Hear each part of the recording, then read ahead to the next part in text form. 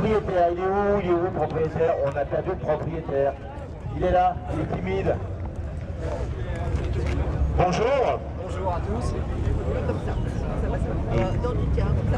Tu lèches le micro carrément, il faut le lécher parce que sinon les gens vont pas entendre. Hein, faut pas avoir peur de toucher. Voilà, donc on présente une Ferrari et je crois que ce modèle-là, on l'a jamais présenté. Pourtant c'est un modèle dans l'histoire de Ferrari quand même, qui a été une des plus vendues, je pense. Alors, elle a été fabriquée à 2800 exemplaires. Donc c'est une TB en fait. Alors, TB pour le toit rigide. En fait, la TS avait le toit découvrable au milieu. Les TS représentent une version découvrable chez Voilà, Ferrari. exactement, et celle-là c'est une TB. Donc il y en a eu 2800 de fabriqués. 2800 de fabriqués, de quelle période à quelle période? Alors de 1991 à 1994. 91, ça tient de succès. Oui. À l'échelle de Ferrari. C'est pas une voiture qu'on vend tous les jours. Non, alors il y en a eu beaucoup de cassés parce que je faisais Ah bon? la Pourquoi? compétition, je faisais Oui. 348. C'est vrai, je me rappelle de cette coupe 348. Voilà, donc il en reste effectivement aujourd'hui pas beaucoup. Celle-ci, elle est de quelle année? 1992. 1992, donc une des dernières. Oui. Alors non, une des milieux, je dirais. Oui, ah oui, c'est vrai. Il y a longtemps que tu l'as? Ça fait 6 ans. 6 ans. Voilà, et celle-ci est restée en Bretagne. Elle avait été vendue neuve en Elle a Bretagne. été vendue en Bretagne, elle est restée en Bretagne. Son historique. Voilà. Tu connais l'historique de cette voiture? Oui. Le premier, enfin, Alors, deuxième, troisième, quatrième? Moi, je suis le troisième Le propriétaire. troisième propriétaire depuis Moi, depuis 6 ans. Depuis 6 ans. Donc En elle est fait, chez elle a été vendue neuve à Pigeot Immobilier. Monsieur Pigeot, que je connais très bien. Monsieur Pigeot, c'est bonjour sa Monsieur voiture. Pigeot. Et après, elle est partie sur Brest et après, moi, je l'ai rachetée.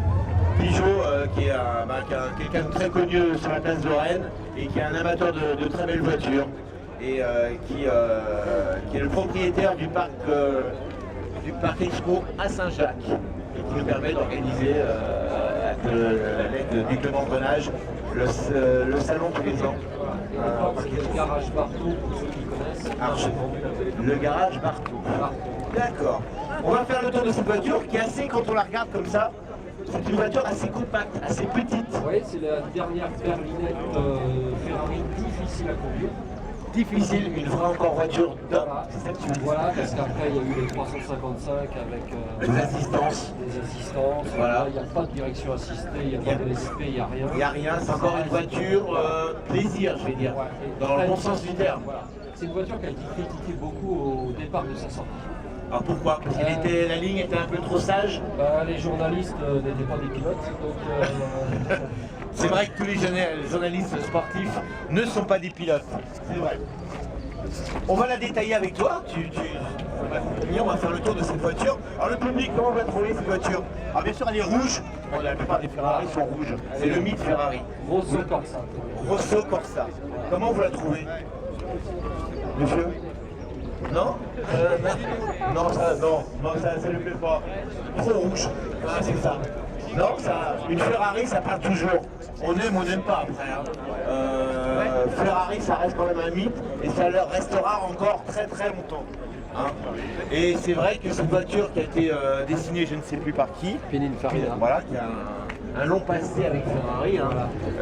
Mais il n'y a pas que qui dessine déjà, il y en a d'autres. Hein. Donc à l'époque c'était un V8. Hein. Alors à l'époque c'était un V8 Ferrari, Voilà. turbo, pas turbo, Non, pas turbo. pas turbo encore, atmosphérique, Qui avait 5 multi-space. vitesses. Oui. 5 vitesses. C'est les accélérations d'une moto en fait. C'était très linéaire, ça pousse tout le temps, tout le temps, tout le temps. Tout le temps. Chaque rapport, ça monte, ça pousse, 5 vitesses, je disais. Avec la boîte inversée. On va parler de la vitesse maxi sur circuit, attention. Alors à l'époque, il faut mettre ça en 1992, et elle était donnée 275 km/h chrono. 275 km/h Donc chrono en 1990. en 1990, qui est quand même assez À l'époque, performant. voilà, à La l'époque. voiture était vraiment assez légère, elle n'a pas Oui. beaucoup, elle n'a pas d'assistance pratiquement, donc elle est assez légère, assez compacte, Voilà. ce qui lui donne cette rapidité. Et qu'est-ce que je vais dire? J'ai perdu le fil, je vais dire autre chose. Dans la boîte de vitesse. On était dans la boîte de Fameuse grille vitesse. Ferrari. À la fameuse grille Ferrari, Voilà, avec Et la première en bas à gauche. particularité de voilà. on va ouvrir. La première en bas à gauche. On va détailler l'intérieur de ce bolide, donc on va faire ça comme ça. On a des sièges assez enveloppants, Je sais pas si c'est des Recaro. Non, à l'époque, je sais pas. On est très bas. On est vraiment.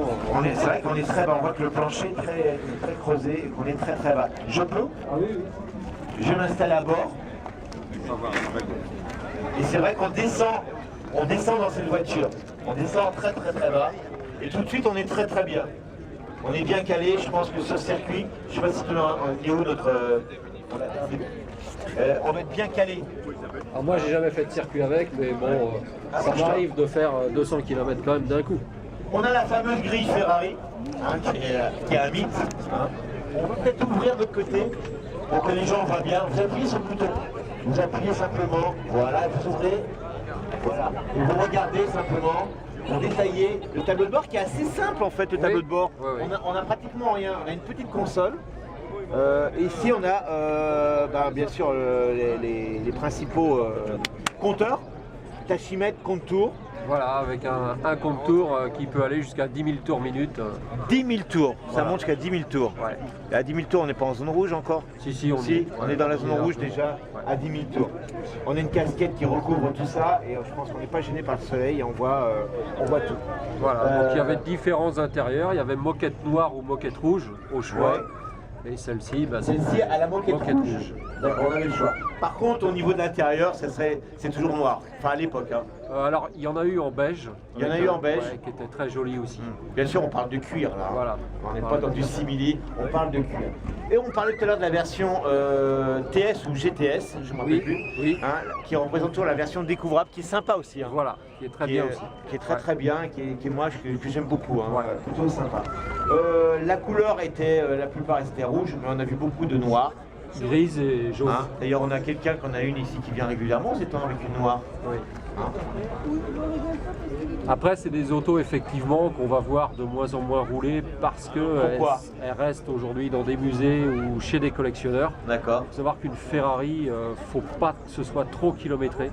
Ouais. En général, c'est jamais kilométré. Ouais. Et les gens, à l'avenir, quand chercheront, ils voudront des véhicules pas trop kilométrés. C'est vrai. En général, une Ferrari n'est jamais beaucoup kilométrée. Non. Hein, c'est une voiture plaisir qu'on utilise vraiment par Voilà. plaisir et on roule pas, on fait pas énormément de kilomètres avec ces voitures.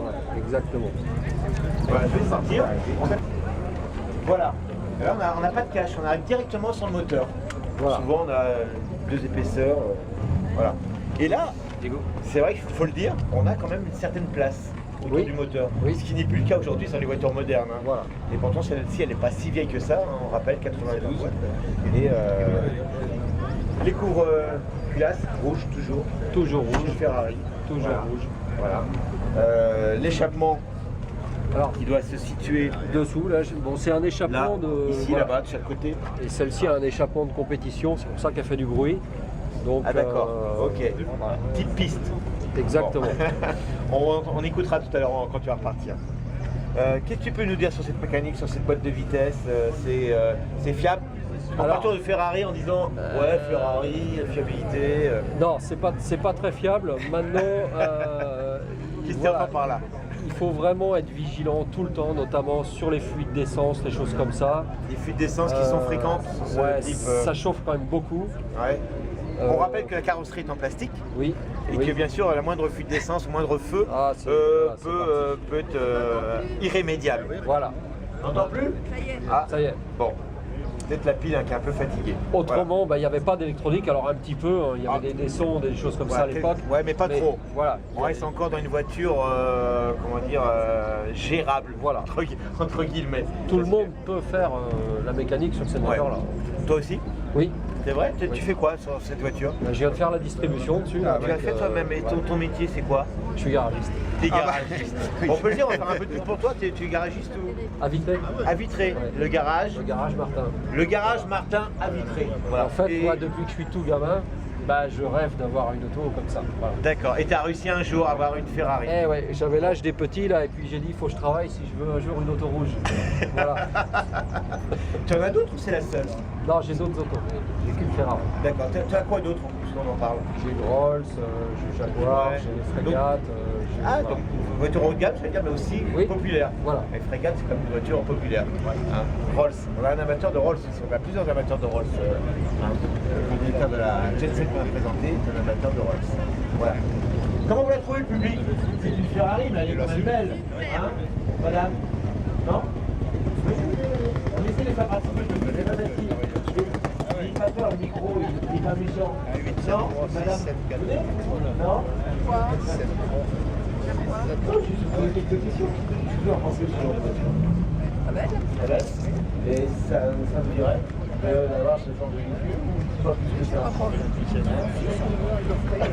Non, je pense pas que le bon véhicule. On va parler de la colle justement, Jean, vous êtes là. Ça vaut combien ce modèle-là précis, la colle? À peu près une fourchette. Le public aime bien savoir. Suivant le kilométrage et l'état, à partir de 50 000 euros. 50 000 euros, ça reste raisonnable. Complètement. Voilà. Elle a combien de kilomètres? Elle a 54 000. 54 000 kilomètres. Donc elle est pas chère. Voilà. Donc 54 000 km, 54 000 euros. Voilà. Voilà. Après, Non, ça reste Ferrari, raisonnable. voilà, il fallait vraiment avoir des autos d'origine, non accidentées, Voilà. avec un historique connu. C'est vrai qu'on achète une Ferrari, on essaie d'avoir le Voilà. moins de kilomètres possible Voilà. et un historique hyper connu. C'est des voitures avec un carnet d'entretien bien sûr à jour. Voilà. Et c'est comme ça qu'on se trompe le moins. Il y a toujours une possibilité qu'il y ait. Voilà. Ça c'est nickel. Là, c'est bon. C'est très calmant. Merci madame, merci. C'est À surtout l'avant, des autos qu'on verra plus rouler. quoi. C'est ça qui eh ben, on a la chance aux étangs d'Appillé. J'adore aussi les petites sellettes à l'arrière qui cachent les feux. Et à la ligne, cette voiture que j'aime beaucoup. C'était un Pareil peu aussi, hein. la mini Testarossa. La Mini Testarossa avec ses petites sellettes qui refroidissent bien sûr le moteur. Oui. Hein, elles sont pas là, elles sont pas fictives. Bon, à l'avant, je pense pas qu'il y a grand chose. Non. On a des fluides, voilà. peut-être une jante galette. Oui, voilà. Et un petit coffre, vraiment, petit pour coffre. partir en week-end. Donc pour partir en week-end, c'est compliqué quand même. Oui, parce que malheureusement, on ne peut pas la garer n'importe où. Il faut un hôtel sécurisé et pas de camping bien sûr. Autrement, c'est des rayures à sauver. En tous les cas, elle est magnifique. Le public, comment vous la trouvez cette voiture? Elle est magnifique, elle est superbe. Bon, on va te laisser repartir parce qu'on a chez la voie cassée d'autres véhicules à présenter. Je te remercie et vous pouvez l'applaudir. On va écouter le son que fait cette voiture en repartant. Merci encore à lui. Je rappelle que les deuxièmes rencontres mécaniques de Baignon auront lieu le week-end prochain, pas le week-end, hein, le dimanche prochain, à Baignon même, dans le pays de Brocéliande. Il y aura une multitude de choses à voir sur place. Il est encore temps de s'inscrire. Sinon, bien sûr, pour les visiteurs, c'est gratuit. Baignon, c'est à côté de Plénon-le-Grand. Avant-guerre, années 60, 50, 70, Youngtimer, sportif, prestige, voiture de course. On va écouter le bruit de cette Ferrari qui a quand même un échappement piste. Hein. C'est pas le bruit d'origine. Voilà. Ah, on a vu Laurence qui nous quitte. Au revoir Laurence. À la semaine prochaine. Voilà. Oui, magnifique.